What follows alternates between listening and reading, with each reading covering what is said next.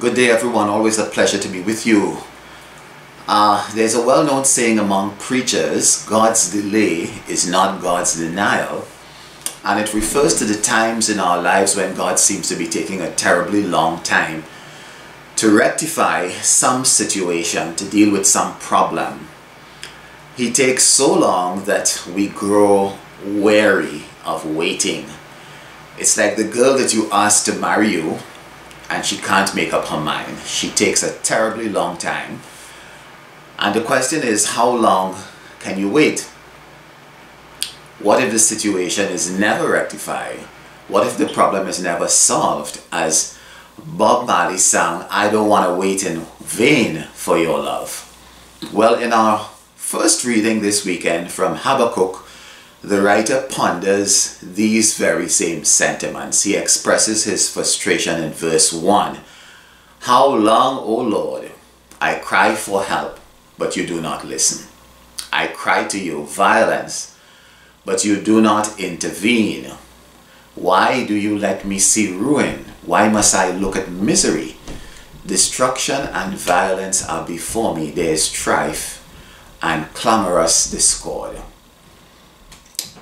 His situation is not unique in biblical history. According to the biblical record, Noah waited 120 years before the predicted rains arrived, before the launching of the ark. Abraham waited 25 years for a promised son. Joseph waited 14 years in prison for a crime which he did not commit. And Job perhaps waited a lifetime for God's justice. So what is all this waiting about? Is God really slow to deliver on his promises? Is there anything to be gained from waiting? Well, St. Augustine, one of our foremost saints, one of our foremost theologians, wrote that patience is the companion of wisdom. That in our waiting, God works on us. Waiting deepens and matures us. It levels our perspective and it broadens our understanding. So that is St. Augustine's perspective on this whole waiting issue, that it is of benefit to us in terms of our character. It builds character. But it is a hard lesson to learn because today we want fast food answers. We are not prepared to wait on God's timetable. We live in what might be called a microwave society where things are provided in an instant. We do not want this slow cooked meal that requires preparation, tasting, adjusting, and slow cooking to bring to perfection. That takes too long. Through waiting, on the other hand, we learn to believe and we learn to trust. In the first reading, the prophet is instructed to write down the vision clearly upon the tablet. But it is hard to gaze at the vision while all about you is destruction and ruin. At times like that, the vision often seems far-fetched and unreal.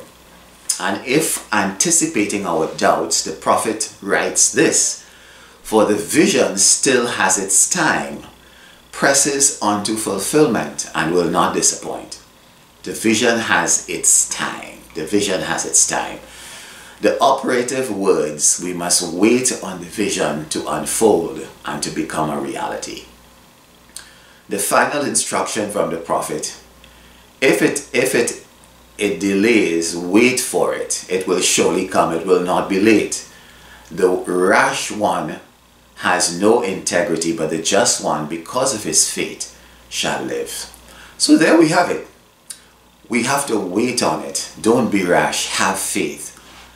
As if echoing these thoughts, these sentiments, Psalm 95, our psalm this weekend, encourages us to harden not your hearts. Don't be stubborn. And Paul in 2 Timothy puts it a bit differently. He encourages us, and I quote, to stir into flame the gift of God that you have through the imposition of my hands. A reference, no doubt, to our baptism and confirmation when we received the gift of faith. And this is why in our gospel reading from Luke, the disciples asked Jesus to increase our faith. In other words, give us the ability to wait, to trust, to believe, especially when things are falling apart around us. The message this weekend is for those who are going through a very difficult time and who feel that God is not aware of their circumstances. The disciples pray for faith. In other words, they pray to know that God has not forgotten them.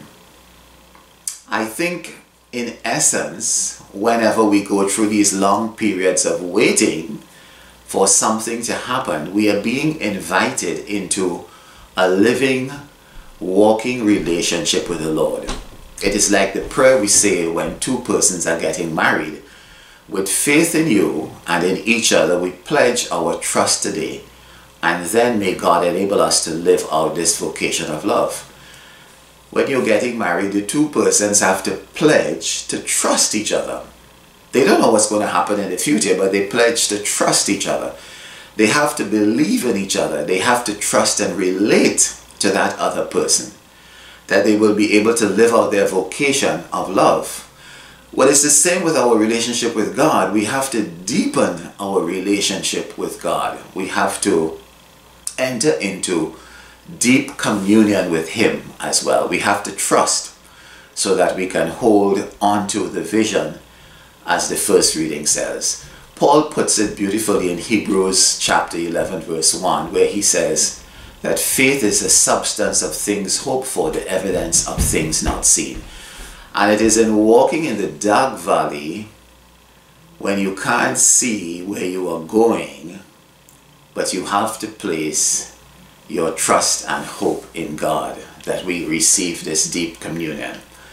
So my friends, this weekend, in the face of your difficulties, in the face of troubles, when difficulty and trouble surrounds you, may your faith be strong. And I encourage you to hold on to that vision that God has presented to you. God bless you with strong faith. Amen.